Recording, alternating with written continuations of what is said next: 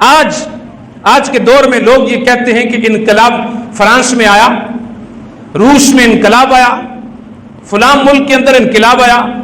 انقلاب اس کو نہیں کہتے، یہ تو ظالمانہ انقلاب ہے۔ پھر بھی امن نہیں پیدا ہوا، تبدیلی نہیں آئی۔ آج بھی ان ممالک کے اندر ظلم و ستم ہو رہا ہے۔ انقلاب وہ ہے جس کو رب کے قرآن نے بیان فرمایا، فرمایا یتوارا من القوم من سوء ما بشر به ایمسکہ علی ہور ام یدسہ فی التراب۔ فرمایا اپنی سگی اور حقیقی بیٹی کے وجود کو برداشت نہیں کیا جاتا تھا، اس کو زندہ زمین میں دفن کر دیا جاتا تھا، اور پھر بچی کے وجود کو نحوس سمجھا جانے لگا، اور کسی شخص کو اپنا داماد بنانا کہ میری بیٹی کسی کے بستر کی زینت بنے، اس کو اپنی توہین سمجھا جاتا رہا۔ بیٹی پیدا ہوتی ہے تو پھر اس کو زندہ زمین میں درگور کر دیا جاتا ہے۔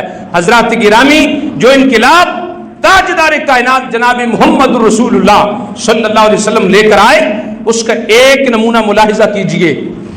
حدیبیہ کا اگلا سال تھا، نبی پاک صلی اللہ علیہ وسلم عمرہ کے لیے تشریف لے گئے۔ حضرت حمزہ رضی اللہ تعالیٰ عنہ کی بیٹی، چھوٹی سی بیٹی ہے، یا ام پکارتی ہوئی نبی پاک صلی اللہ علیہ وسلم کے ساتھ لپٹ گئی۔ اس کو پتہ نہیں تھا کہ یہ بھائی ہیں، مگر ایک لحاظ سے اس کو یہ خبر نہیں تھی کہ یہ بھائی ہیں، مگر وہ حضور کے ساتھ چمٹ گئی، حضور کو پکارنے لگی۔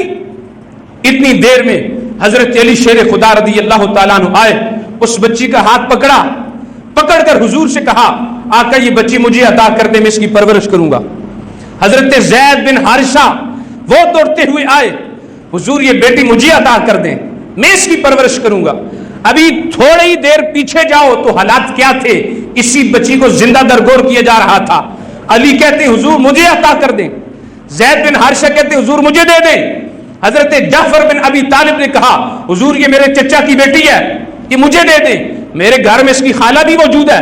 نبی پاک صلی اللہ علیہ وسلم نے وہ بیٹی نہ زید بن حارثہ کو دی، نہ جعفر بن ابی طالب کو دی، نہ وہ بیٹی حضرت علی کو دی۔ آپ نے اس بیٹی کو اس کی خالہ کے سپرد کیا اور فرمایا کہ الخالۃ بمنزلۃ الام، خالہ جو ہے وہ ماں کے قائم مقام ہوتی ہے۔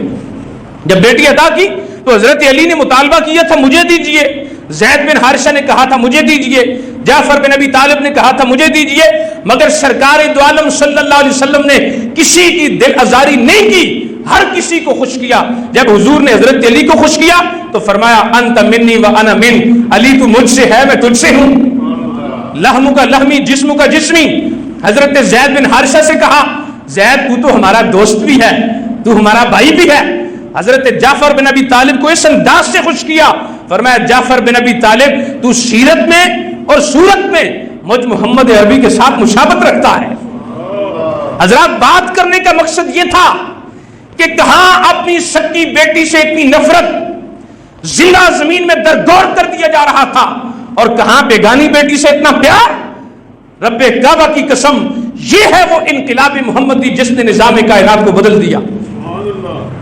اور پھر حضرت دہیہ قلبی جس نے اپنی 70 زندہ بیٹیوں کو زمین میں درگور کرنے کے بعد روتے ہوئے بارگاہ مصطفیٰ میں حاضر ہوئے۔ ایک بیٹی کو زندہ نہیں دفن کیا، 70 بیٹیاں تھیں۔ جب روتے ہوئے حضور کے دربار میں آئے، عرض کی یا رسول اللہ اپنے گناہوں کو جب میں یاد کرتا ہوں تو مجھے رات کو نیند نہیں آتی۔ حضور نے فرمایا پڑھو لا الہ الا اللہ محمد رسول اللہ۔ حضرت دہیہ قلبی، وہ دہیہ قلبی جو اتنا حسن و جمال کا پیکر تھا کہ اکثر جبریل علیہ السلام دہیہ قلبی کی صورت میں متشکل ہو کر حضور کی بارگاہ میں آتے تھے۔ یہ دہیہ قلبی جب کہیں جا رہا ہوتا تھا تو عرب کی خواتین، مرد و خواتین اپنے گھروں کی چھت پر چڑھ کر اس کے حسن و جمال کو دیکھا کرتی تھی۔ اتنا خوبصورت انسان جب حضور کی بارگاہ میں روتا ہوا آیا، عرض کرتا ہے یا رسول اللہ میرے گناہ بہت زیادہ ہیں، جب گناہوں کا تصور کرتا ہوں، خیال کرتا ہوں، حضور مجھے نیند تک نہیں آتی۔ فرمایا پڑھ، میں علاج بتاتا ہوں، پڑھ لا الہ الا اللہ محمد رسول اللہ۔ جب آپ نے کلمہ طیبہ پڑھا، پڑھنے کے بعد پھر زاروں کے تار رو رہے ہیں، روتے جا رہے۔ حضور نے فرمایا اب کیوں روتے ہو؟ دہیہ قلبی کہتے حضور میرے گناہ پہاڑوں جتنے ہیں اور یہ کلمہ کے چند الفاظ ہیں. اب میرے آقا نے فرمایا اے داہیہ قلبی، جب تو نے اللہ کی ہاں کو ختم کر کے محمد کی میم کو پڑھا ہے، رب کائنات نے تیرے سارے گناہوں کو معاف فرما دیا. یہ ہے وہ انقلاب جو تلوار سے آیا، مگر اخلاق کی تلوار سے. حضور نے کسی کو مجبور نہیں کیا، کسی کو مجبور نہیں کیا.